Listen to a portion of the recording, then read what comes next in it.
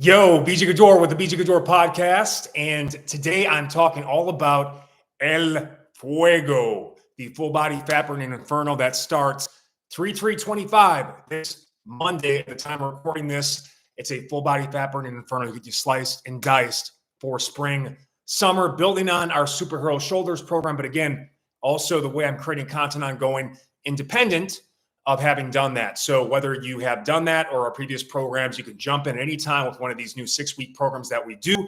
But the beauty of what we're doing now, which I'll talk about, I'm going to break down the entire, method behind the madness in the program and the training split and kind of what's all involved in the next 6 weeks that we're doing this. Again, you can start anytime, but we're going to be starting 3/3/25. I will also be going through 5 key member questions. So if you are a member or a VIP in particular that has a question, you can, if you haven't dropped it already, I did a post in the community section, or I believe it's posts now, asking for questions that I can answer that you can listen to and watch the reply on the replay, where I do it a lot more detail for you. If you missed that, you can drop it in now in the comments. I'll answer it towards the end. We had 5 really good. Jeff McDaniel, woo, baby, Little Rock, Arkansas. What do you think about the Luka trade, my friends? That Denver game was quite satisfying. I've been living on that high since Saturday, seeing it come together. That they've been our nemesis for the last couple of years. So great to have you, Jeff, a VIP member, a gentleman I've known for a very long time in the fitness space, doing great things for people in Little Rock, Arkansas, man. So shout out to Jeff. But 5 key VIP member questions I'm going to answer. One was from Paul, but extra mobility or warm-ups. Jeremy had a question on Metcon finishers. C-Ray was asking, how can I incorporate the heavy bag into the fat burning inferno?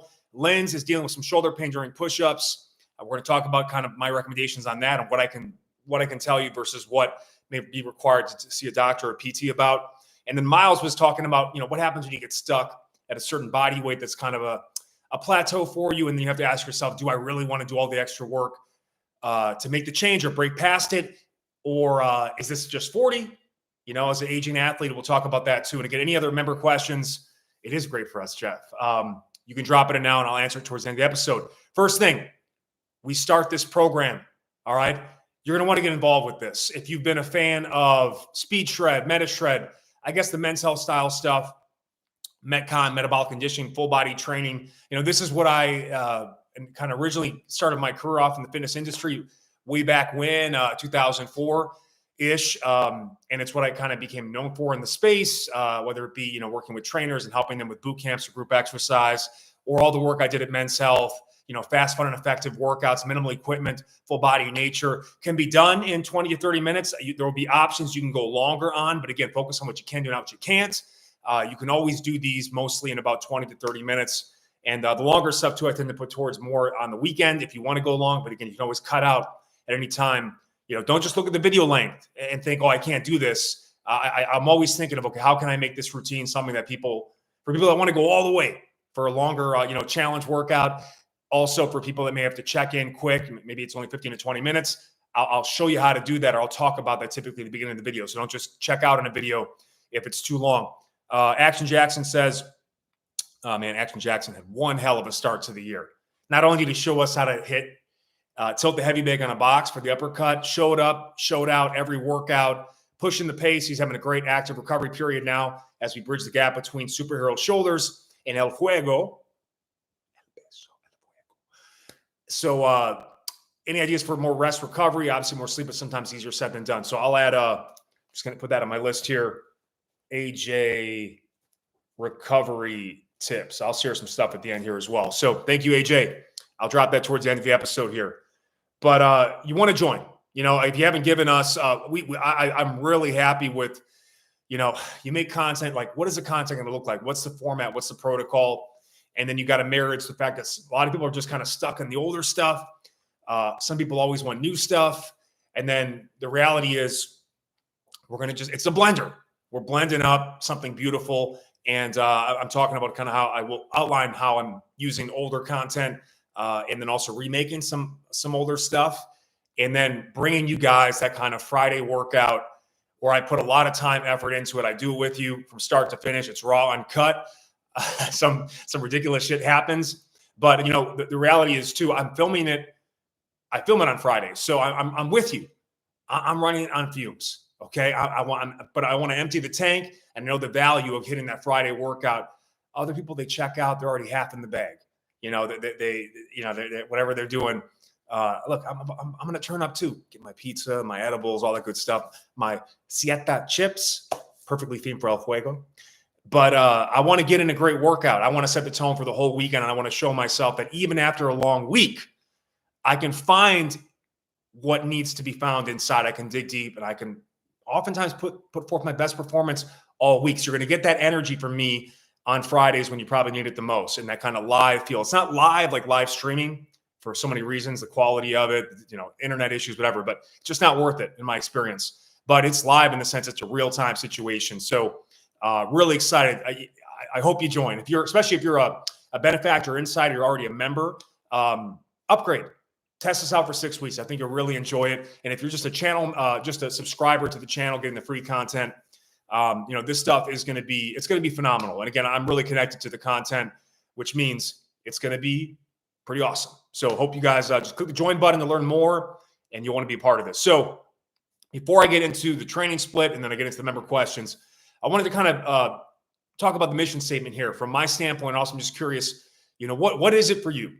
And I watched a movie this weekend called Heart of Champions with Michael Shannon, General Zod. If you're a fan of the Henry Cavill Superman series, he was the villain. And also just a long time amazing actor in the space. I've never seen him in this particular role as a coach. He was coaching a rowing team, an Ivy League rowing team. And, one of the main scene that stood out as someone who coaches or just, delivers content, he asked the team, what are you guys here for? And there was no good answer. And ultimately what it came down to for them was beat Harvard. It's really important. And again, not just athletics. I'm just talking about in terms of we have goals. We want to do stuff, or we think, okay, let me just do this. It's good for me, right? It's good for me to exercise or eat well, get more sleep, roll my muscles. From a business standpoint, it's good to kind of be, abreast of what's going on in your space or in other spaces and see what you can bring from that space to your space to elevate what you do. But at the end of the day, like what happens with all this stuff, everyone gets started. Well, getting started is tough, but most people can get started. What ends up happening is you get to a difficult day, difficult week. Some other variables you weren't expecting come into play, and like it throws you off your game, or you think, I'm just going to stop now and I'll wait till a more perfect time. It doesn't exist. These perfect times, still waiting for them. I know you are too. So you have to have something inside of you that helps you say, okay, I don't want to be here right now, but I got to clear that from my headspace, and I got to remember the purpose of why I'm here. I'm going to start with me, so you guys know what I'm trying to do with this content ongoing. And then I ask you whether you want to do it on the pod here and drop it in, or you want to just think about it. But hopefully by 3/3/25, by Monday when we start this program, it's going to be challenging. It's going to test your discipline, and it's going to test your mental and physical stamina and all that good stuff, which it should. The challenges are what change you, right? But you have to know why you're here, why you're showing up and trying to do these workouts through a screen. That's going to help you stay the course. And there's plenty of times in my life when I've had a purpose and a mission statement, and it's really helped me push through tough times or just give my all beyond, you give a supernatural effort. You give a supernatural, type of energy to it, right? And there's been times when I haven't, but I've still found a way to get the work done just based on my consistency and work ethic. And by the way, you're going to ebb and flow with all these things, motivation, purpose, but that's why it's always to kind of reconnect with the reason. Sometimes, by the way, your purpose changes. You initially got involved to lose weight, but now you've lost the weight, and maybe it's not about building muscle, or maybe now it's about something beyond you. It's about how this can elevate your energy for your work or be an example for your friends and family. Who knows? But you've got to have that, because if you don't have that, when it gets tough, you're much more likely to quit or get off track. So from my standpoint, originally got into this to give people results, and results was the whole thing. then you get into something for a long time and you get kind of disenchanted with it. And my industry has been through hell and back, pandemic and beyond. I was watching back as I was adding some older content for you guys for the VIP ad-free Origin Shred, some of my all-time programs from 2021. And I was uploading some of the live stuff we did up until that point. And I saw, like, just having the perspective 4 years removed from that and just knowing what was going on around that time, I was battling some serious mental health problems. We had some loss in the family. Like all of you, we were balls deep in this global pandemic once in 100 years. And I saw the negativity and the energy that was kind of coming through. The workouts were still good, but that was not the person that I was when I got started with this.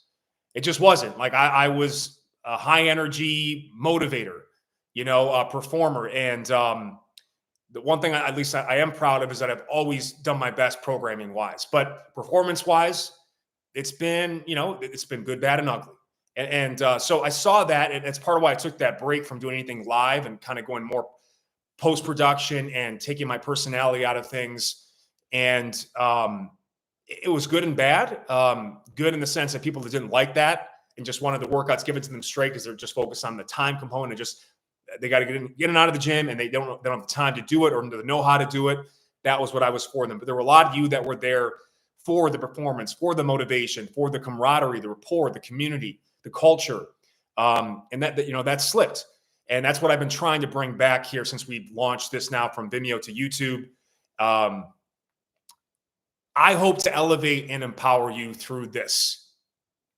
That's it. Like, that's what it's become for me. I really, and I'll say too, when you become cynical about this stuff, just about making money. And again, it is about making money. It is a business. And I've been an open book about how challenging it has been to do this fitness business in this day and age with the competition, the scarcity, the overall state of the economy, the world, all that stuff, right? Blah, blah, blah. That is what it is. That's beyond my control. But I do know, and I look at it from the standpoint of, as I was thinking about, what is my mission now? Beyond, business, we got to make money. We got to keep the lights on, all this good stuff. But I think about, and I alluded to kind of this earlier, what the Lakers are to me, I hope to be for you. The Lakers for me it's an escape from all the work, physical, mental, emotional, that I have to do this pretty much on my own at this point. But with great members that have been with me for a long time to make that easier. And I appreciate you guys, really appreciate you guys for that.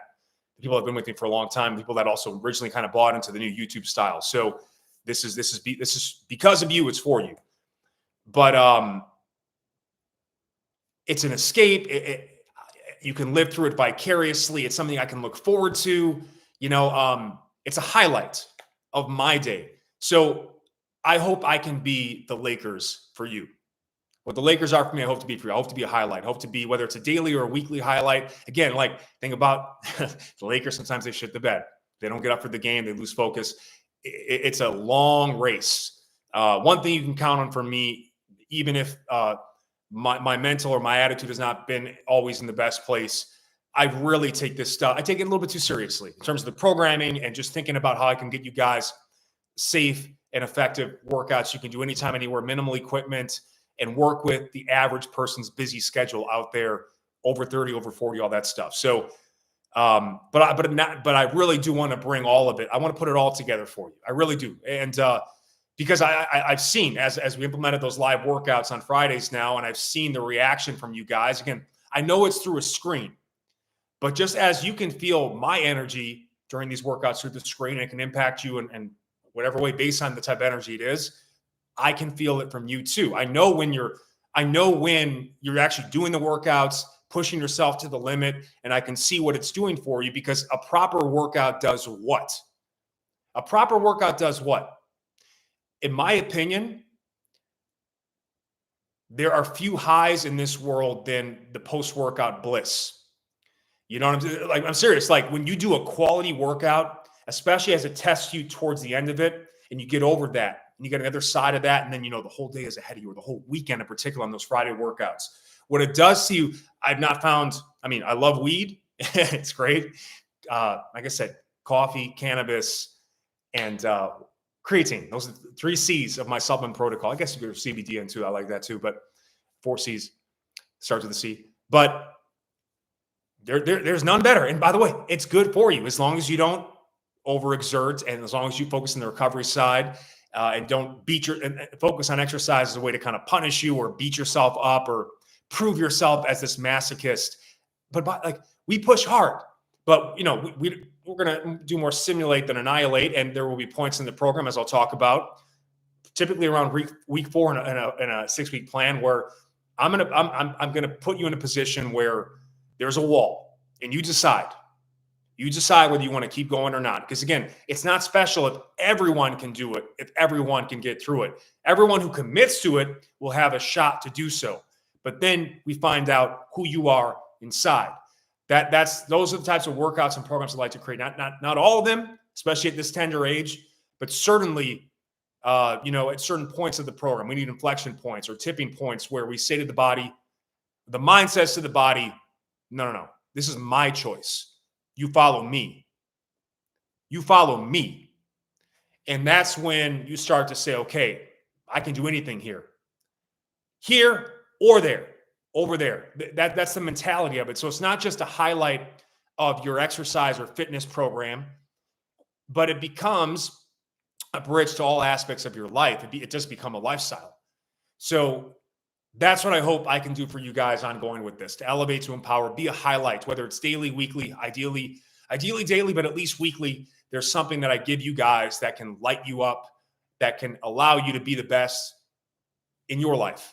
And that's what I want to bring to it going forward. So hopefully the money follows, but regardless, it at least can be, something special.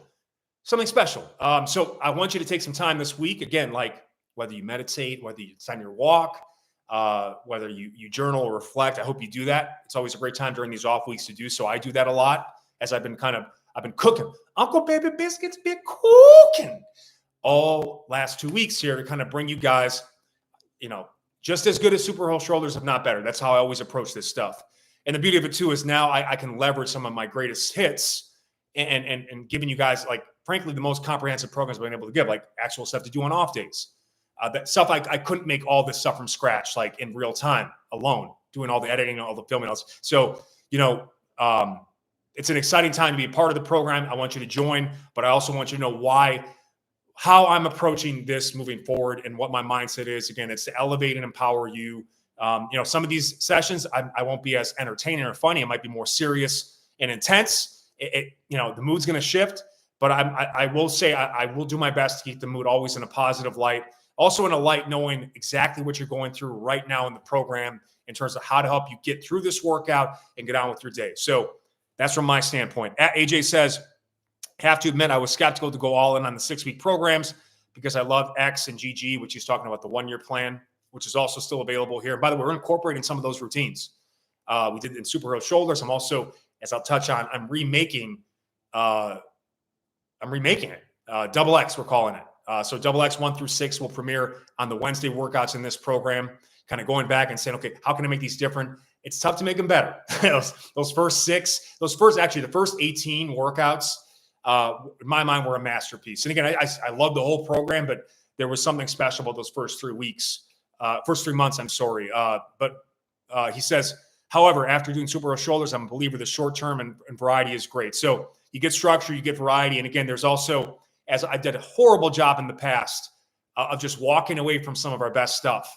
And so I'll touch on that with this training split. So why are you here? What do you want to accomplish in terms of, why are you showing up? Like, life is hard. Why are you coming in to take on this challenge? What does it mean to you? Identify that before we start the program. Share it with us. I'd love to hear it. I'll either mention on this episode or I'll bring it into a future episode as well. Maybe we can put a community post up and a post section where I think I'll do that. Just why are you here? I'll share my mission statement. You can share yours. I think it's great to connect that way as a team, community, that type of thing. So let me touch on training split. I'm really excited about this training split. I don't remember ever doing one exactly like this. But I have done something like this for myself before when I've been trying to get in the best shape of my life or getting ready for something specific, whether it was a DVD in the past or like a photo shoot or something like that. And we're going to be doing basically a 4 sessions a week. 2 of them are full body on Monday and Wednesdays. And then we have a lower upper split Friday, Saturday. And then on like Tuesday, Thursday, I added some metabolic mobility routines, which I'll touch on why, that you can do on those days. Again, you can also circle back to, we have a mobility flow section. If you go into our youtube.com/BJ Gaddour and you come down, there's a particular category or row of content that says member plans, ad-free member plans. Mobility flows is in there. Great stuff in there. I'll keep adding to that, and I'll keep bringing more new content there. We got a lot of good oldies that are already there. And then Sunday is an off day. I always take one day to get completely away from this stuff, not including like the stuff that like makes you feel better, like a walk or a massage or light mobility stretching. That stuff to me is daily. I mean, I have to. Like, I have a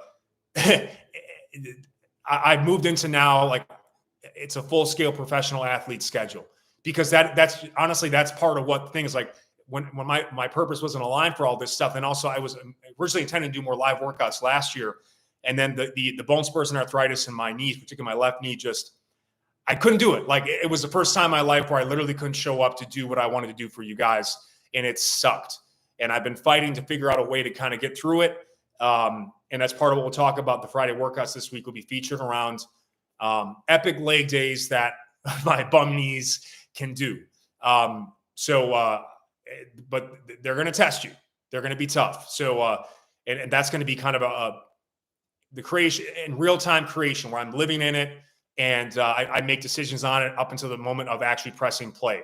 Where that's by the way, that's where I cook up the best stuff. And that's how because again, it's how much time can I have available to it? I do as much as I can, and all of a sudden I've got to do it. And then typically in that final hour before we have to do something in a red light performance or blackout performance, it just comes together beautifully in a masterpiece. But it's very stressful. I can't live like that anymore at this tender age. So it's great, this split, in the sense that full body training is what's best known to maximize fat loss, right? You get all the muscles involved.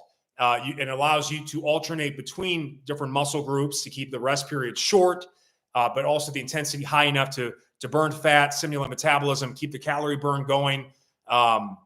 It's great.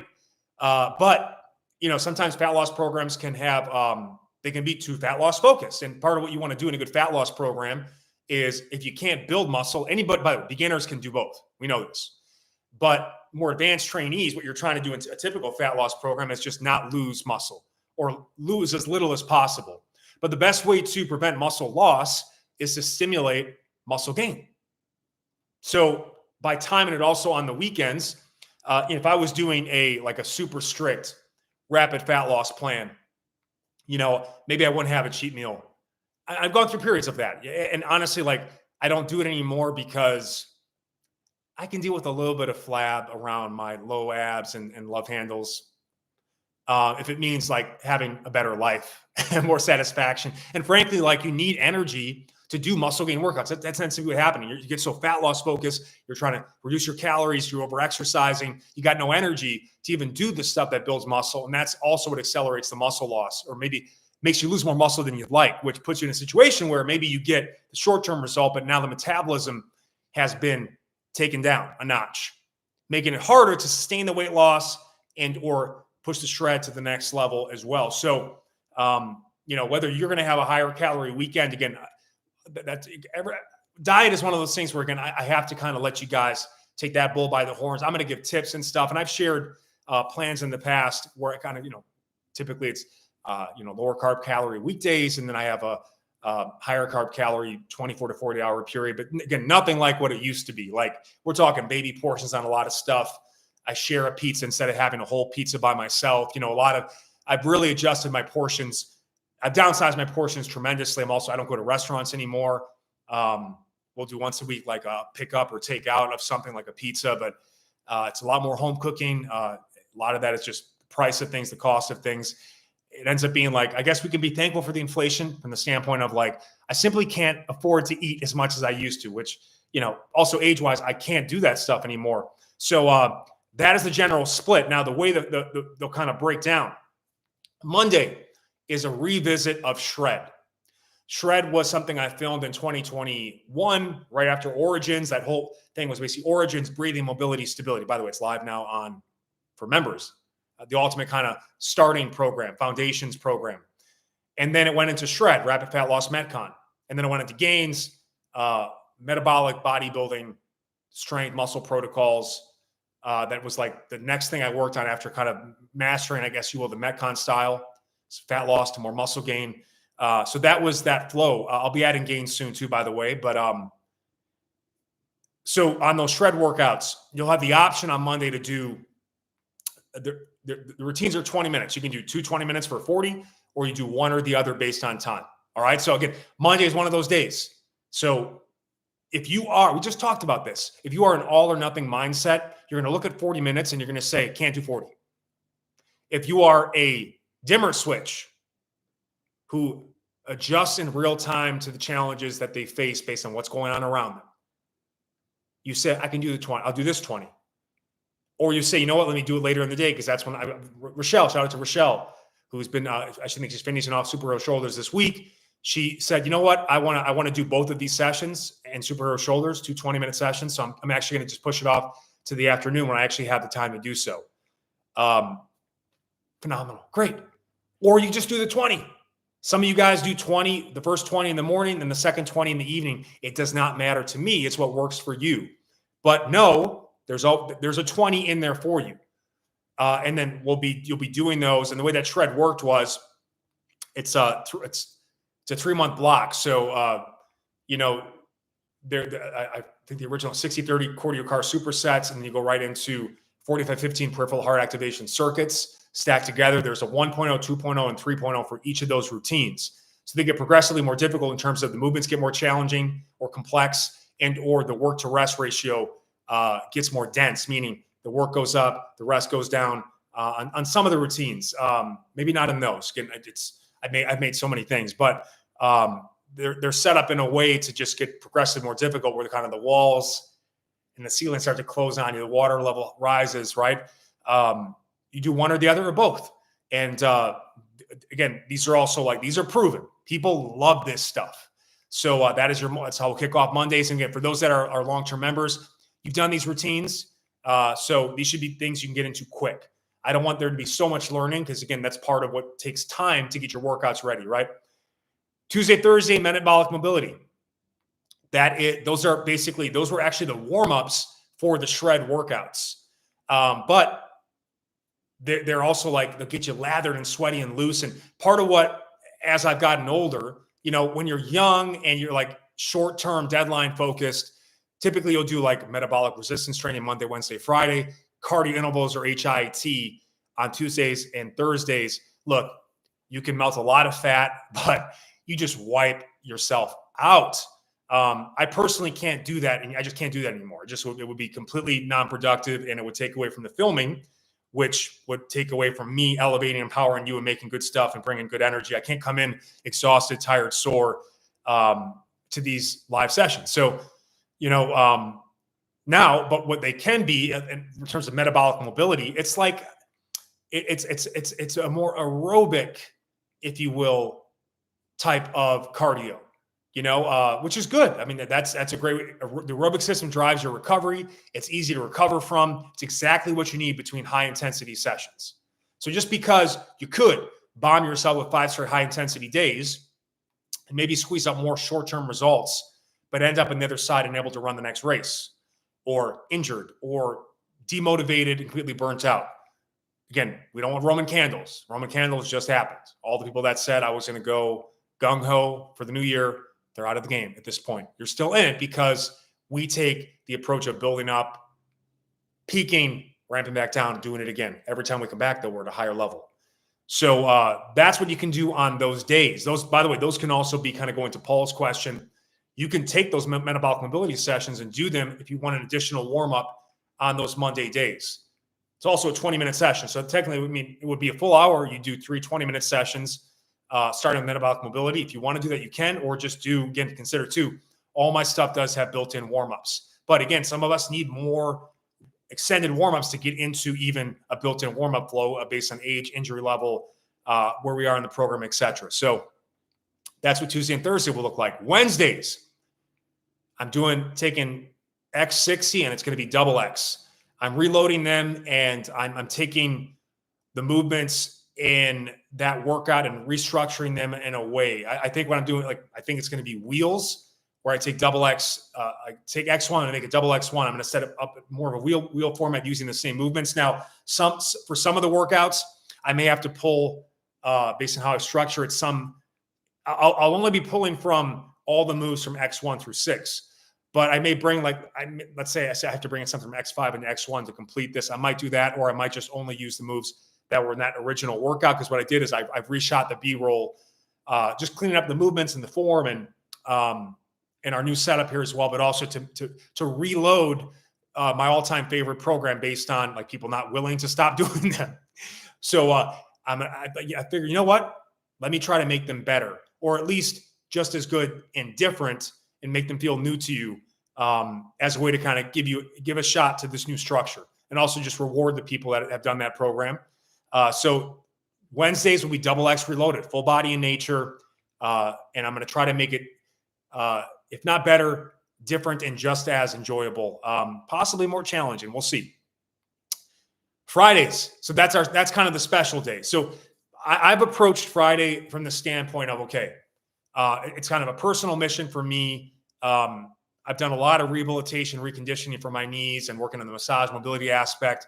But also I'm dealing with a situation where there's just a structural integrity problem that I can't do anything about. Where when I went to see a doc last year about this, the only advice I really got was, okay, I mean, it's got to be replaced, but try to push it off for 10, 15, 20 years.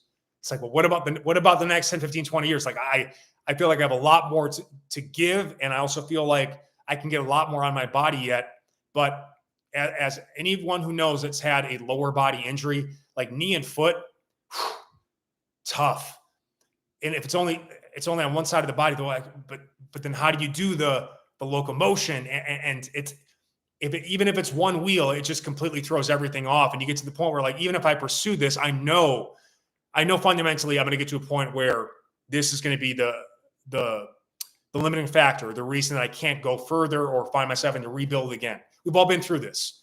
So what I'm trying to do with it right now, it's tentatively called El Fuego 1 through 6, the Friday workouts, but these are going to be epic leg days. But they're going to be epic leg days for someone like me who's literally bone on bone. And and like, how can I create a routine that makes it look like I have the legs of someone that can squat 300, 400, 500 pounds, but it's using mostly body weights, because that's what's required for me right now. And by the way, the best, like, the reason leg days are so important, it's not just because, like, the moment you stop losing the strength and mobility in your lower body, like, everything goes to shit. You start gaining weight, you start injuring your back because you can't bend. Like, you start using your spine more than your legs. Like a litany of terrible things start to happen when you lose the legs. But also it's the key to your metabolism. It's the key to burning belly fat. I've talked about this before. I'll just talk about it again. Maybe the single most effective fat loss protocol I ever did. And I don't even know how I couldn't even do 5 or 10 rounds of it right now. And that's kind of tough to admit. I know I'm capable of getting back to it, but I just couldn't, because I went through a period right where I went to Men's Health for a year or two up until Men's Health. That was my final opportunity in my mind to, like, let me go back to these barbell lifts, take what I've learned the last 10 years as a pro, and like, let me see what I can squat, bench, and deadlift.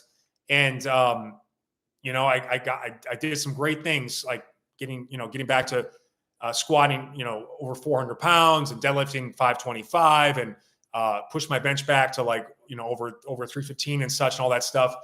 Was playing full court basketball. Like, man, that was for me, like, the peak of it all. Like, I was pushing myself in the weight room the way that I used to, the way I started as a football player. And then I was playing full court basketball competitively with a good mix of men. Some were former pros, some were semi-pros, some were, at the time, older guys like me in the 40s plus, trying to stay in the game. It was something competitive to look forward to. And then I got the Men's Health opportunity, and they wanted to make MetaShred. So I kind of flipped gears and said, you know what? I'm going to put I'm going to put away, because I was dealing with a new job, a new location, more filming, but also I needed like a laser focus. I need a simple workout I can do when I'm short on time. That's going to give me everything I need. And it was 10 goblet squats every minute on the minute for 30 straight minutes.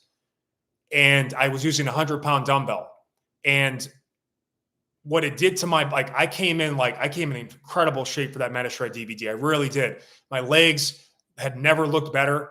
And my conditioning, my mobility, and by the way, this is before I even learned how to properly breathe, as I did through the Origins program.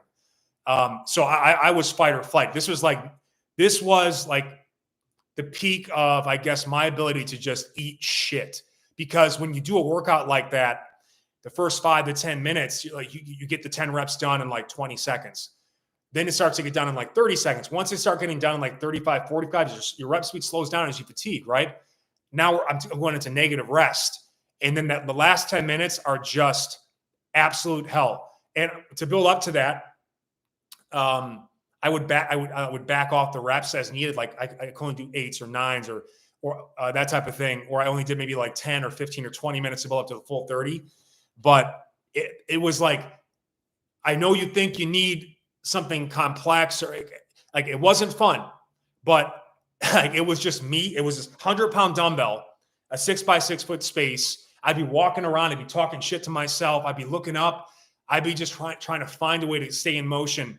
But it was just the beauty of this one movement, this one piece of equipment, and just me doing the best I could to stay the course all the way through.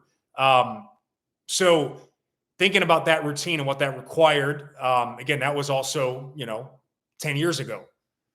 So if I want to be able to do that again, I approach the Friday workout as basically a more unloaded or bodyweight style approach to build a base to push that again. Because again, like it wasn't just the legs that looked amazing.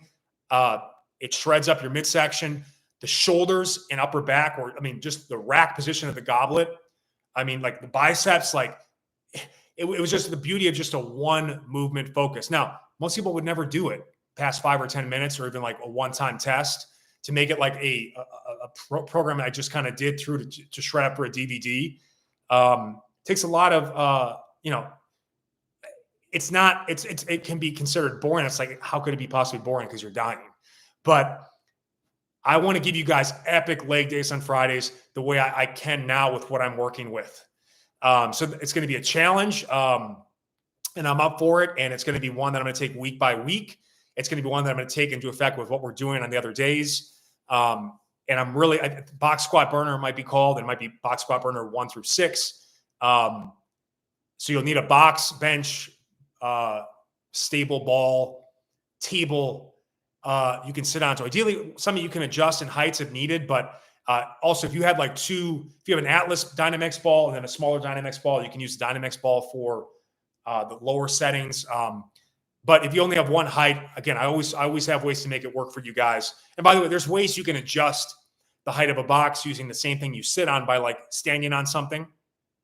If you stand on something that's right in front of the box, that technically makes the box height lower, or you put something on the box that's safe, that's not going to fall off when you sit onto it. But and the beauty of it too is like the ball I'm sitting at, this is my, you see behind me, I've got my aerobic step. There it is. It's hard to do through the camera with 6 risers. That's just ready to go because that's going to be my main piece of equipment for these Friday workouts. And by the way, part of what I did for you guys, the superhero shoulders, I started exposing you guys to extended box squat mobility work, not just to give you stuff to do on off days to recover and get, burn more fat and get the legs what they needed in terms of a big, extensive, volume focused, mobility focused base as you were more doing still full body shoulders, right? But it was more upper body, core intensive, and superhero shoulders. So I've introduced you to a lot of the stuff, and now I'm going to put it together and we're going to mess with tempo. We're going to mess with timelines. Some of these sets might be 3 minutes long. Eventually, as we kind of build up into it, they're going to probably shorten and get more intense, whether it be with load or more plyometric, but it's going to be as low impact. I'm trying to how can I destroy my legs the way I did with a squat workout of 5x10 with 315 pounds on the bar with mostly body weight. So without any of the impact through my joints as much as possible. That's my mission with this. It's going to be fun, and it's going to test you, and it's going to allow you to earn your weekend treats in moderation. But the beauty of this too is Friday's lower, Saturday is upper. You guys are going to go through and repeat the 6 live superhero shoulders workouts in the order we did them for the last program, which is great. You only did each of those once to get the most out of any program or a workout. You want to do a routine at like 3 to 6 times. And then, you can always reincorporate it, come back to it. The beauty of it is you've done these routines once, most of you, if you did superhero shoulders. So you know what to expect. But we're going to blast your legs on Friday, and then you're going to just pump it up on get bro style or bra, I guess bra style on Saturdays. So and again, like getting a good muscle gain focus. Again, the leg days. And by the way, those that did the old school delts routines, I mean, like, especially like towards the end of it, those were super metabolic, like the wheel of delts. That one was like all-time Metcon. If anything, like the thing that didn't get as much stress in superhero shoulders was the quads, but we did a lot of the box squat work, but you get a lot of hip work from all the Olympic style lifting and pulls and all that triple extension we did with pulls and cleans and all that stuff, which were very shoulder focused. So, but the good news too is if you didn't do superhero shoulders for whatever reason, now you're going to get arguably the best routines from that as Saturday workouts. By the way, if you want to make that a wild card day and do something else, you can too. But in terms of how my mind was setting up this program for you guys, you do a new live lower. And by the way, these box squat routines, and it might progress into other stuff too, but it's going to start mainly focused around the box squat. They will be like low impact leg days that you can put in your back pocket or your Rolodex or your database for life. So I'm really excited about it. I'm kind of finalizing the first one for you as I'm doing it this Friday, and then we'll take it from there. But that's my mindset with El Fuego, the training split. I don't think I've ever done something this way where it's 2 full bodies Monday, Wednesday. You have dedicated metabolic mobility on the off days you can do, and then we have this lower upper split Friday and Saturday to kind of finish off the week on a high note. So really excited about it. I hope you guys are too.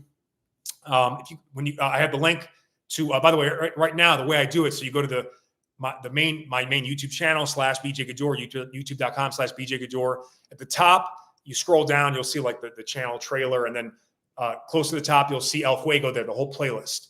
Click on the playlist description. That's where the schedule is outlined, what to do when. Keep in mind, I do kind of adjust things as on the fly based on making it, but it's pretty much locked in at this point. Things that might change are names. Last week I spent to get 35 videos already up there. Some of these things are like 3 to 10 gigabyte files. They take an hour or two just to upload. So it does take a little bit of time. It's great for these 2-week active breaks. I can kind of get you guys not only stuff that incorporates into the new plan, but also as I added origins and shred for those that want to do something different or just, do what they want to do. We had a lot of great stuff for you guys. Like those programs, Origins sells for $200, Shred sells for $200. It's $20 a month. Cancel anytime to be a VIP. You got to join. Click the join button. What are you, crazy? So that is the split. Any questions on the training split that I've outlined? Just drop in here and I'll answer right now. I want to get to the member questions. I haven't. Good. Okay. So we kind of answered this briefly, but I've got it pulled up here too. Shout out to Paul Pezza. He asked for recommended mobility and warm-up routines you can bake into the Monday, Wednesday, Friday routine. So I touched on it briefly. All the stuff has built-in warm-ups.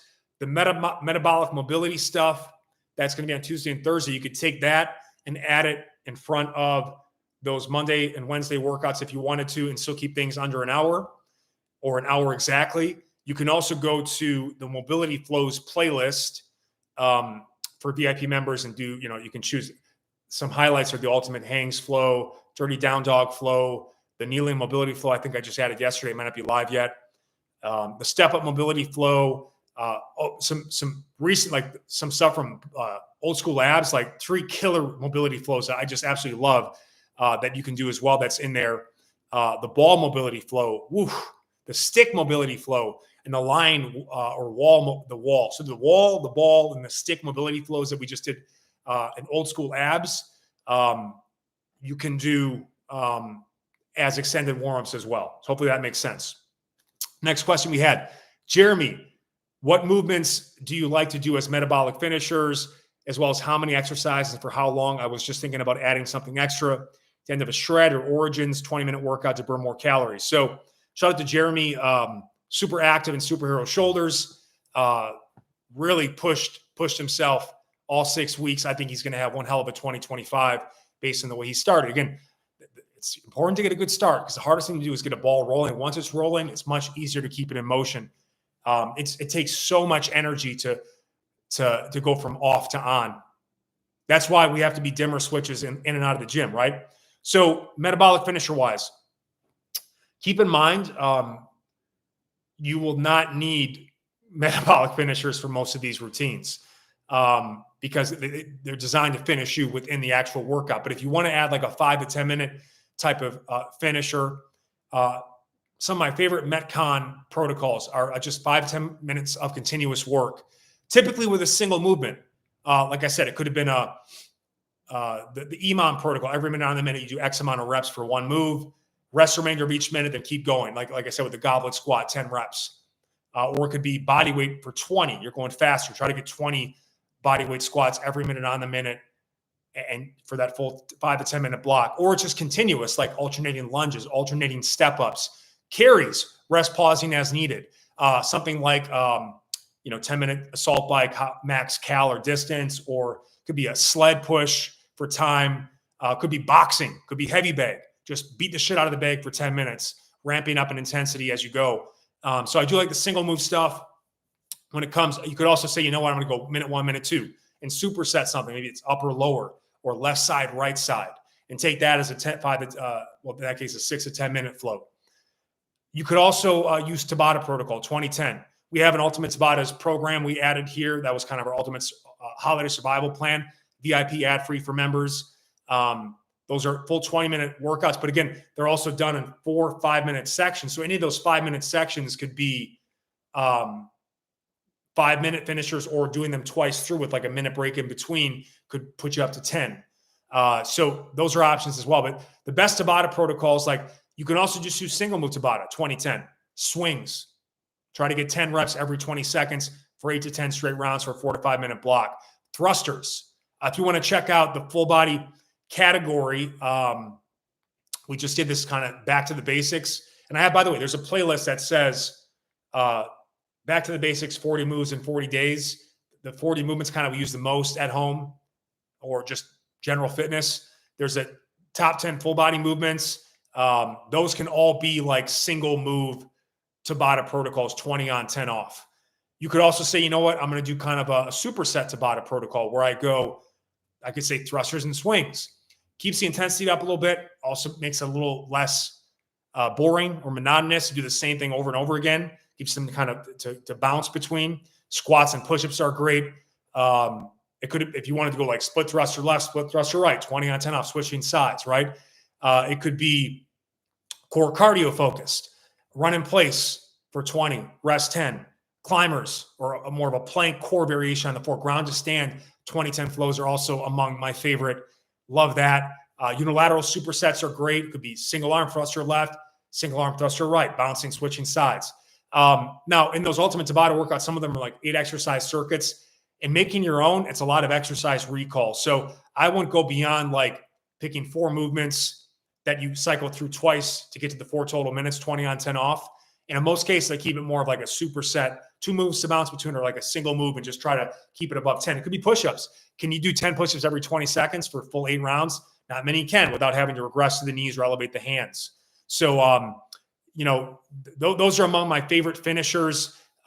Beyond like going to like super advanced, and I maybe save for like some of my all-time 10-minute finishes are kind of like more sprint sets where we go like 15 on, 45 off, or even like 10 on, 50 off, where you're doing like maximum effort, totally depleting the ATP, CP, or PC phosphocreatine system in like 10 to 20 second bursts or less.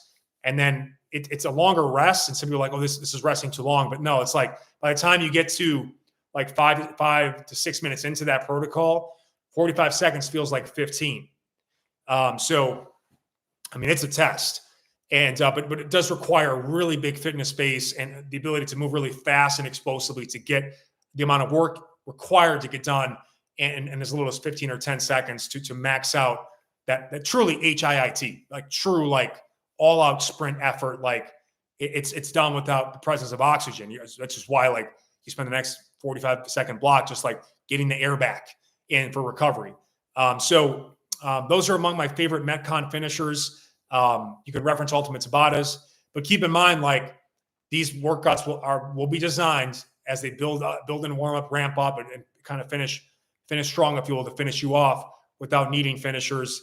But that's kind of like a good breakdown of Metcon finishers and stuff like that. 30-30s are also good for 10 straight minutes. You know, incorporating like swings, high pulls, cleans. One of my favorite all-time protocols is 30-30 mayhem. You can keep the intensity really high, but it's also one-to-one work to rest, so that people that are not really good at, or they're just slower twitch, that can't like find a way to do well in 15 or 10 seconds, they still get that kind of more power push, power strength, speed push based on what the movement is and at what tempo or what that type of thing. But then they get the fat loss Metcon style of just the incomplete 30-second rest. So, and that can be like a 5 exercise circuit you do where you like, it could be like, swings into push-ups, into lunges, into skater jumps, into mountain climbers, right? And you can kind of flow on that for 10 straight minutes. That's a great Metcon. You can really push the intensity and the pace. So I could do I probably should at some point do a full podcast on just that, but that's a quick version of that. Colin Ray, one of our longest OG members, super pumped about El Fuego, was looking to the tentative schedule. It looks great. One question, I love heavy bag work, which I often do on Saturday for a variety of reasons. Anywhere you suggest doing heavy bag work for this program? Try to just put that aside for the program and attack after. What are your thoughts? And thanks, as always, man. Your work and dedication to us is always appreciated, as is yours, Colin. Man, Colin is just I've done some FaceTime coaching with him in the past, and just like he's a history teacher, I believe. I know he's a teacher, but I think it's history. Works with kids all day. Always brings a positive attitude, which it's got to be tough. It's not easy working with kids, especially if they're like that grade school level. But positive, contagious, positive energy and enthusiasm bleeds through the screen. I can feel it. And he brought, again, not surprised, a superhero level of effort to superhero shoulders to start the year. He's going to love El Fuego. So heavy bag, I love it too. Not a lot of, again, I don't even know like what, if I'm guessing the percentage of people that are actual members, VIP members, like that have a heavy bag, I'm guessing like probably 10%.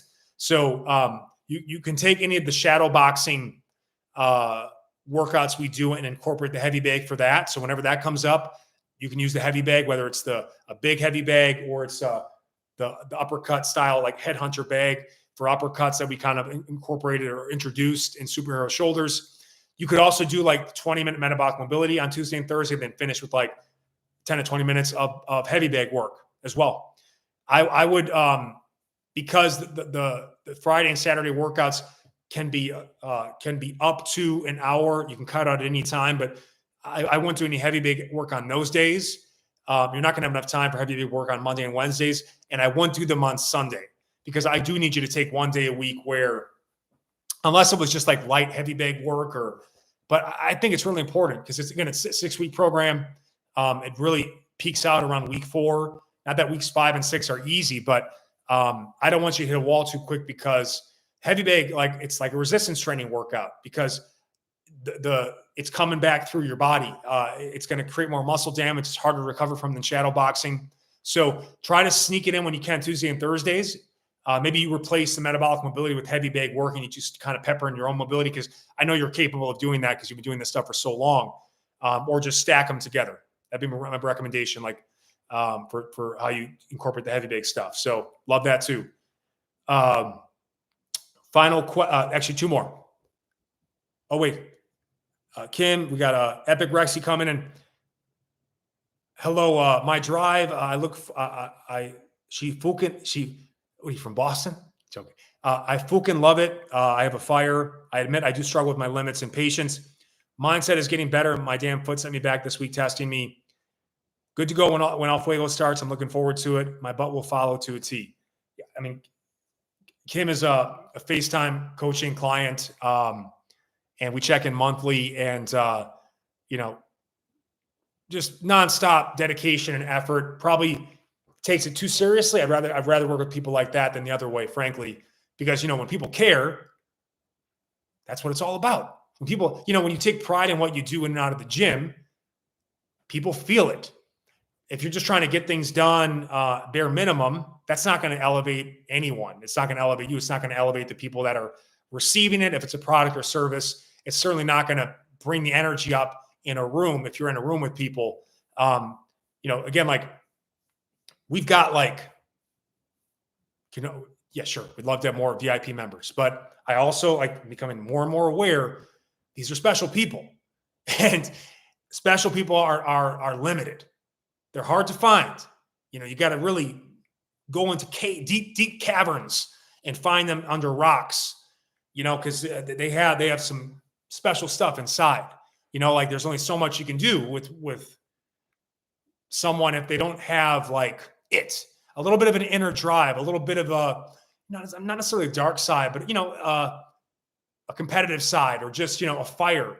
So I'm lucky to have people that just have the fire's already lit. I just got to stoke it. I got to throw some fuel on that fire with the workouts and the programs and the motivation I bring to you guys. Kim is much that way, or Epic Rexy as the screen name here. So Kim, she goes, I wasn't sure if cussing was allowed. Come on. This is the formerly known as the Daily BJ. Okay. So maybe it's the BJ Gaddour experience. I don't even know what it is, but no, we welcome all, let's have some fun. Have some fun. Who cares? Try to find the light in the heavy. I don't take things too seriously at this tender age. All right. So we go to Lynn's. Very sorry to hear about this. Dealing with the right shoulder issue for about 9 months. Pretty sure it's a biceps tendon, as I feel it mostly during push-ups. Kept me from doing the Superhero Shoulders program. Any particular hang variation or light band specific movement you suggest to specifically target that problematic area? So number one, that's a length of time that probably necessitates a visit to a doctor just to make sure nothing's torn or beyond repair on your own. One thing I would say, if you're feeling mostly during push-ups, you got to figure out if it's the move or it's the load. For example, if doing push-ups elevated with your hands on a high box, bench, table, or against a wall or in a door frame doesn't cause pain, but doing it on the floor, even on the knees, does, well, that tells you it's not necessarily the movement, it's the load or the intensity of the movement that's causing the issue. So that's one thing to check. For example, the reason my left knee has been so problematic is it was clicking, cracking, and pain sometimes, even with self-assistance or in the pool, waist or shoulder level. So, it's not just the movement. It's not just the load. It's also the movement. That's when, there's some serious stuff going on there. And unfortunately it's beyond, it would take either a replacement or a divine intervention to fix all of the cartilage that's been lost, the fact that it's bone on bone, the fact that the joint itself is lax and loose. So, that's a situation where, okay, it's beyond, it's out of our hands, right? Now we have to really modify and adjust the workout to be able to keep it going. In terms of specific, any self-assisted hang will work. Now you look at a push-up, what's going on in a push-up? Well, there's a lot of chest stretch involved. So, I would look at doing, see if you can keep doing down dogs, which means it's straight arm versions of just being kind of in plank or push-up position without the bend. You could also look at doing a lot of self-assisted dip work, whether it's in the squat or split squat stance. You got to play around with some light band work in terms of what actions bother the shoulder. If there's one, the single band shoulder shredder, I bet you hear that and you're like, there's no way I can do that. It uses a light band. So maybe just kind of don't necessarily do the workout, but just see what's in the workout and see which movements cause pain. And then the ones that don't, kind of just implement them into what you can do. Keep in mind,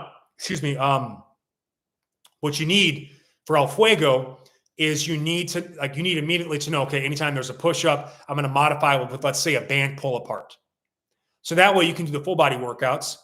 And then you'll be fine in the leg days for the most. We might incorporate some things eventually where there might become some push-up positions in the box squat workout if it makes sense. Again, I'm going to be making these in real time. But you can definitely do the leg days, and you can just wild card that Saturday workout if you want with whatever thing doesn't bother your shoulder. I will say for the hips and the shoulders, the best thing that's from a therapeutic rehabilitative standpoint, it's in the pool, because these are ball and socket joints that go all which ways, up and down and around and across and rotate. And you get continuous fluid resistance in the pool. It's also very low impact and low joint stress. So if you have if there's a gym or a pool that's available and it's within your budget and you can work on doing some shoulder movements in the pool, I'd highly recommend it. That's helped me a lot with any joint issue I've had over the last 5 years or so. As age-related age has set in, arthritis willing. So that's a couple things too. But so what you want to do is, again, it sucks that you didn't do superhero shoulders, because Lynn's is a hard worker. She's been with us a long time as well. So you need to come in like with El Fuego, have immediate in your mind like backup options for movements that bother your shoulder, so you can at least do the full body workouts. And again, I think band pull aparts should work just fine. And again, I don't know if you necessarily know whether it's the bicep tendon or not, because again, hopefully it's not a labrum. Hopefully it's not like something like that. But you got to find whatever movements you can do upper body wise. Maybe just planking, or some of the light band movements you've tried, like front raise. Maybe the front raise bothers you, but you can do lateral raise. Like, again, it kind of comes to that. Like when the example, it does. Like maybe if maybe it's just the anterior shoulder, you need to really massage in there, dig it out. But you can do more upper back, rear delt work, which is great for your posture, and you can just work on outside of the workouts, massaging and trying to heal up that area. But again, one, it's at the length of time you want to get it checked out. Two, have a substitute. Identify all the movements that bother you, and then what are those movements working, and what's a quick, easy substitute for you that you can kind of like in real time improv with the full body routines Monday and Wednesday. And again, like I think a band pull apart or any sort of band shoulder raise is a good example. Maybe you can do band overhead presses, but you can't do dumbbell overhead presses. Well, that's good. We got a way to press. And maybe you can even do band chest presses versus push-ups. That's something you can do on your feet. You can adjust the resistance. So you immediately think, okay, what can I substitute so I don't get in a situation where I can't do full body workouts because there's one particular movement that bothers my shoulder. And by the way, if like we're doing a goblet squat and that bothers your shoulder, just go prayer squat, unload it. So you got to, in real time, it's not easy.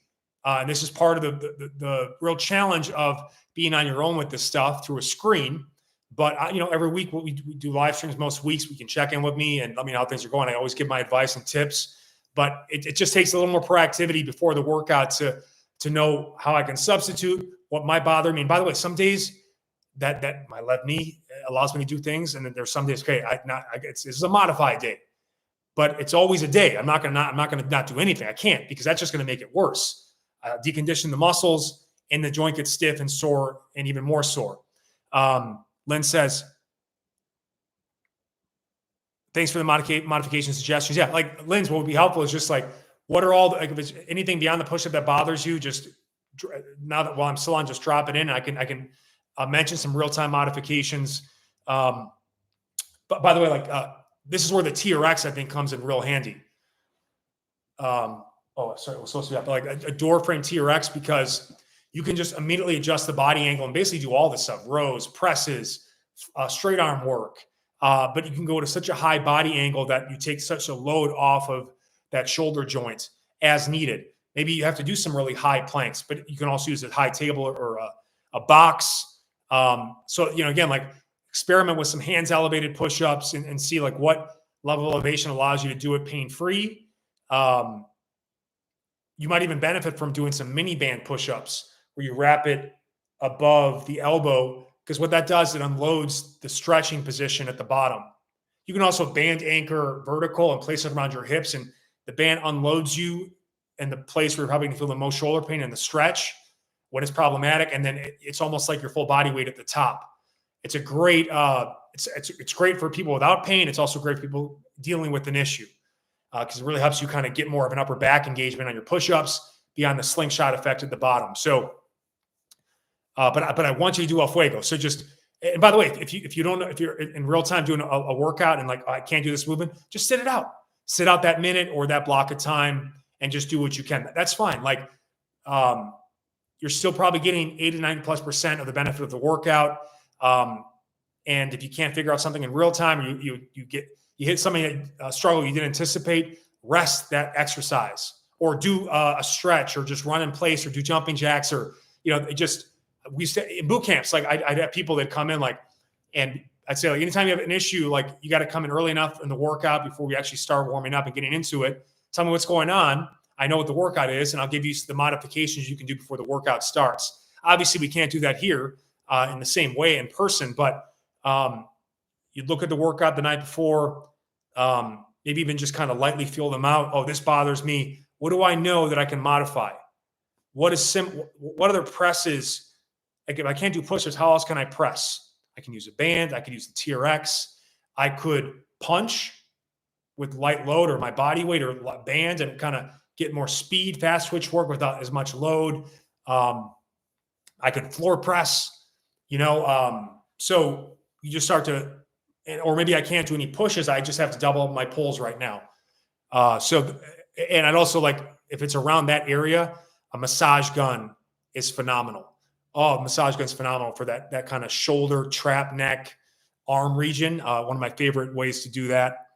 So hopefully that helps, Linz. And I don't want you to get deconditioned. And I know how important exercise is to kind of keep your mindset the way you need it to be and feel good and energized.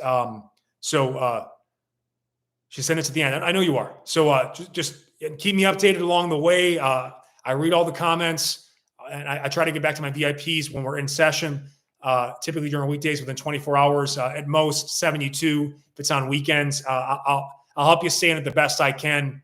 You got to really take that, what can I do, versus what can I do mindset. You'll be just fine. I think you'll really enjoy this program. You're going to love the Friday workouts because we're going heavy legs. These are going to be epic leg days, low impact leg days. Really excited about that. Final one, I believe. Oh, going back to Miles. So Miles asked a really long question, and I realized, so I was meaning to answer it. I didn't answer the second part of the question. He got down to 240 and wants to get to 220, but he's like really stuck now, had recently turned 40. And one of the things he asked me too is like, would I take this stuff as seriously if it wasn't my job and have that accountability to you, or just to like do shirtless stuff or whatever it is, right? Or to have to like perform live and talk during these workouts for an hour. I will say, like, all the breathing work I did has really paid off, because I'm not like when I used to do these, like I couldn't, like I was fucked up the rest of the day because I was more of a mouth breather and I was talking, and these were like heavy Metcon. So like it literally felt like every time it felt like the first day at basketball practice where you're doing suicides, or you're doing 2-a-day football and you finish with sprints, or like the first conditioning protocol in preseason, and maybe you didn't prep as well. You should have, conditioning wise. I always prepped for strength, but conditioning stuff was always my nemesis because of being, heavy, overweight, knee issues, and then also, frankly, a mouth breather. I just couldn't properly breathe. Now that I can, these are much more manageable cardiometabolic wise. So that's good. But I don't know, man. Like, honestly, like part of what helps me stay focused is like I typically film Thursdays and Fridays. Fridays the live workout. Thursdays I film shirtless B-roll, and Sundays maybe I film some other stuff or instructional stuff. Not all Sundays, but when I can. I like having that Thursday shirtless stuff. I will be mindful of what I'm eating more, probably up and like during the week, trying to look my best for this Thursday. Now, I get the shirtless stuff done. I do trying to get my calories up that Thursday night, so I have energy to really push myself for the Friday performances. So that's great. and but also having that Friday performance, maybe I definitely push harder than I would if I was alone when the camera's on, because I know I'm supposed to give you guys and lead by example. So I have that added accountability in too. And then, it is a lifestyle, and it's also 20 plus years as a professional, and getting part of the only reason I can still do this at my age is because I do, like, I'm a pro athlete without the millions of dollars that they get paid and the fanfare, all that stuff. In terms of all the, and that kind of goes to the recovery tips from AJ. In terms of all the things I do now, like I just have to do several hours a day of mobility and massage, scattered throughout the day. I'll get into the kind of the protocol coming up. And again, like I just have to look at, okay, this is the work. It's taking away the time I could do to maybe building the business or other things like that. But what's most important, what I'm identifying, like, marketing matters and sales matters, all this stuff. But like, if the product isn't locked in, all that other shit is really just frankly, a waste of time. So I know what's most important for this particular business. And it means that the programs and workouts have to be on point, and especially for the live workout, I've got to get you guys. I got to put a lot of creative and spiritual power into that session. That might make it difficult for me to grow the business or market the business, whatever. You know what I'm getting at. So in order for me to do that, I've got to make sure that I can move, I can feel good, I can do the movements perfect, all that stuff. So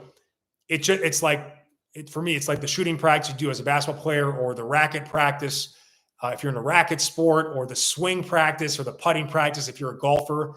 That stuff, just that I have to consider those. Frankly, there's just hours of work. So that's the other side of the coin too. Is it was originally my hobby, and now it's a job.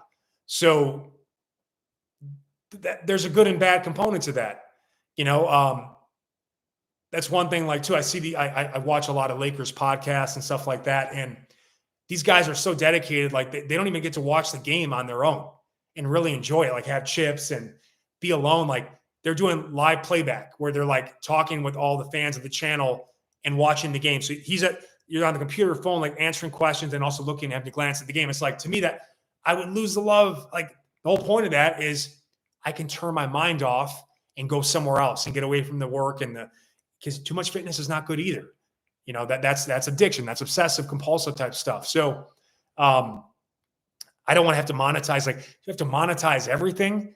Well, I mean, this world, almost everybody needs a side hustle at this point, or at least multiple ways to generate money, just to like live close to the way that we were able to, based on how things used to be with cost of living and all that stuff. So what it goes around to saying is, I don't know. I think it's possible I'd find maybe more enjoyment if it wasn't a job. At the same time, like, I'd probably be more likely to take the easy way out a lot of different times throughout a week if it wasn't. So maybe it just kind of washes out. To your point of getting stuck at 240, it's likely 40 is contributing to that. I think there's a couple key metabolic tipping points in one's life. The first one is first year in college. Like, they call it the freshman 15 for a reason. It's not just that. Typically, I don't know what college is like. Frankly, I'm like so far removed from what that is. But as far as that, what I remember, it was unlimited cafeteria food.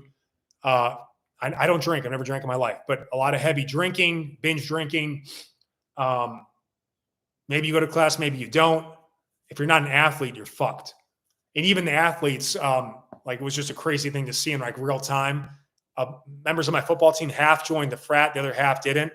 The frat guys were a lot fatter by senior year than the other guys. Not that the other guys didn't party or drink, but the drinking was such a part of the structure of the frat that, like, it just showed up in terms of how they looked and performed in just 4 short years. So 21, I think, whether it's 21, like becoming an adult, that metabolic furnace, that hormonal environment, it does ramp down. Obviously tipping each decade, right? But like the two big ones, I think, for people will probably be 30 is a big one. I think 30 is pretty big. 40 is really big because you're dealing with both the metabolic decline, and you're also dealing with like early stage arthritis almost everywhere. You know what I mean? Like, yeah, you're like, what the fuck? My hands, my big toe. What? I've never even had issues, but this is it's a 40-year-old joint. Just like you have all these, like you have a house and you have appliances. That fridge is old, and now the ice doesn't crush anymore. You've lost the crushed ice feature, and that's devastating. Like when you have crushed ice on a regular basis and they take it away, like you almost like, I wish I never knew, because when you lose crushed ice, quality of life goes down at least 1 point. But you can always, at least you can remember at one point I did have the crushed ice. That was beautiful. It's also the best ice, by the way, to ice your knees with, because it can really compact. But I digress. So I think, and I know Miles is also dealing with some, he's 6'5", 240, former basketball player at a really high level. Yeah, I mean, it's like going to like the example of like, let's look at the best person ever at 40 athletically. It probably is LeBron James. He's literally living it right now. And even him this year, I saw him hit that wall in December. Those, it's early in the season. You do a couple back-to-back games and you're playing so maybe some unmotivated sections of the season. And like, you go from like at that level to just even a slight deficit, you go from like maybe 1 or 2 turnovers a game to like 8. And now you're costing your team the game, even though you're sometimes the best player on the court, because that aged body is just not reacting as fast, or the legs are extra heavy that day because you need an additional day of recovery, and it's happening in real time. He kind of got over that hump now. But again, like, it's just an ongoing thing. Like, he all day long, you see him on the court, and all the other times it's recovery. You see a lot of people talk shit about, like, sometimes he leaves. He's doing this even more, like, as he's gotten older. There's 3 seconds left on the clock, and he's already walking to the locker room to do his ice bath because he's in the mindset, I got to get ready for the next game. So that also bakes into it as well. The amount of, you have limited time, and frankly, you can't prioritize fat loss or muscle gain as much as you have. That's what I've been dealing with the last couple of years. If I don't do this mobility work now, I will not be available 45 and 50. Even if I can maybe squeeze out more muscle now or have less fat now or whatever else, like, I've got to always at this age think long-term, because what I can't afford is a surgery. I can't afford an injury. I can't afford downtime. So that's the mindset with it. The 240 now might just be where your body is going to settle at. And again, if you identify it for yourself, it requires all this extra work to maybe get down to 230 and 220, and then I can't maintain it. Well, then it's probably not worth it. If we're talking just aesthetics, right? If it's a health issue, which I know it's not because you're active enough and that type of thing, well, then you got to get that belly fat off, because belly fat for men in particular is very insidious. It's typically a big sign of metabolic syndrome, prediabetes, all that stuff you don't want to deal with. But if it's more of an aesthetic thing, yeah, like, I'm sure your wife still loves you. I'm sure your kids still love you if you can pinch an inch. So, and again, it's not your job. So then you got to ask yourself, is the juice worth the squeeze? I don't know. I'm not you, but I do know also you got to be patient with yourself. And sometimes, by the way, the best way to blast through a plateau is to just focus more on just clean up your habits, building more muscle, and then kind of shifting gears into, because again, it could be some muscle loss that just has taken that resting metabolic rate down enough where now you're sitting at a higher body fat percentage, or it's just harder. Again, by the way, like, it doesn't get any easier to burn fat as you get older, unfortunately, which is why what I will say is this. I know, just like I have, Miles, you've had a tendency to yo-yo and bounce up and down. Let this be the last time, because it just keeps getting harder. And then when you start getting kind of back into it, you get further and further away from that original, like, 220, if you will, or like your ideal body weight. You can't bounce anymore. So knowing how you can be very extreme and all or nothing with this stuff, it's part of the reason that you've done great things in your life and achieved, because you've been able to go to that level. But you get to an age where it's like, I just can't do that anymore. So I've got to maybe shift. I got to downshift, but I got to never go below. Like, it's always at least in gear 1. I can't stop the car. And if you can be 240 and generally fit and active for the rest of your life, that is more of a winning strategy than trying to, like, obsess and die to get 235, 230 or below, knowing you can't sustain it, knowing it sets you up for the next 250, 260 plus rebounds. So that, again, this is the fool's gold of being, especially like a competitive person, a type A, an aging athlete. You're always thinking about what you used to do when you were younger. Like, oh man, it was great to fucking clang and bang with all those plates. And everyone in the gym was looking at you. And it's like, and they were just looking at you because you were making a lot of fucking noise. And maybe they admired you for a second, but then they don't give a fuck. They're on with their day. You know, if anything, they were probably just like talking shit or like, you know, what an idiot. Because he's gonna be 40 and 50 and he's gonna be literally bone on bone. It's gonna be dust. So appreciate who you are as a youth. Try to, in small doses, tap into that youthful vigor, beast mode intensity, but it's a much different race over 40. As I know, Miles, like I'm telling you, like 40 is tough. 40 is tough. A lot of things. Sylvester Stallone said in his documentary on Netflix, up until 40, your life is all about addition. After 40, it's all about subtraction. Now that's a real bleak way to look at if this is midlife, like the second half of your life. But the way I'd recommend looking at it is just, okay, this is what it is. Things are going to be taken away. What can you add?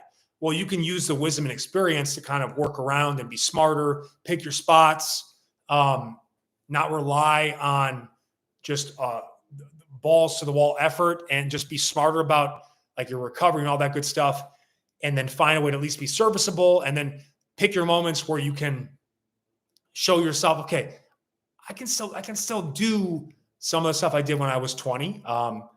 It might be on a box squat with my body weight versus a big bar with 400 plus pounds. But you know what? Like, I hated those workouts. I mean, it's not fun having all the weight in your back. I don't care what anybody says, like it makes you feel like a man, but like, it's not fun. You dread it. Like all day you're thinking about it and like, oh God. And then it is great when you're done, but then it takes 35 days to feel normal again. It's just so, and again, that's not just me saying it as someone who can't do that type of stuff anymore, just literally can't do it structurally with the joint, but I wouldn't even want to do that. Now, but I still would like to get my strength back up to a level and that type of thing. So it's a new body. It's a body that requires constant maintenance. That constant maintenance means with limited time, we can't do as much of the stuff we used to love to do, or that maybe we want to do, but what's most important, being available. So that's what I'd really recommend there. Final thing, Action Jackson asked for recovery tips. So let me just kind of quickly run down.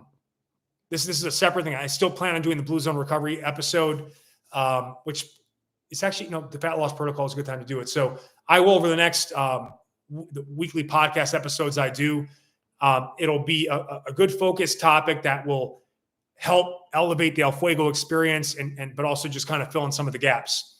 And I want to do my Blue Zone recovery piece as well, but it is seasonal. Keep in mind, I now no longer have my hot tub or the poor man's sauna. I don't want to get into that. Those are gone, broken, whatever.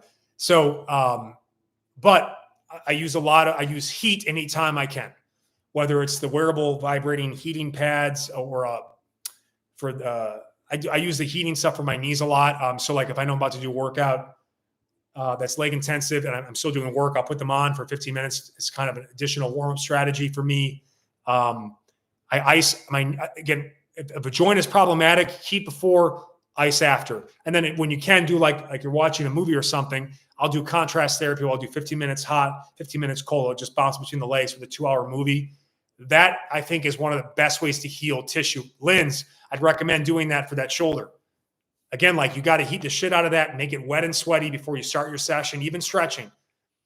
Ice it immediately after the workout for at least 10 to 20 minutes. And then when you have an extended period of time watching a show, hot, cold contrast is contrast therapy is so good. You can do it hot, cold in the shower. If you can do cold pool, hot tub. I'm luckily still have my pool, which is still relatively cold right now, finishing off February. But it's warming up enough now where I'm starting to do stuff back in the pool. So now that it's more spring, I'm starting my day with 20 minutes of massage, 20 minutes of pool, 20 minutes of mobility stretching. outside of my little area. I'm blessed to have it.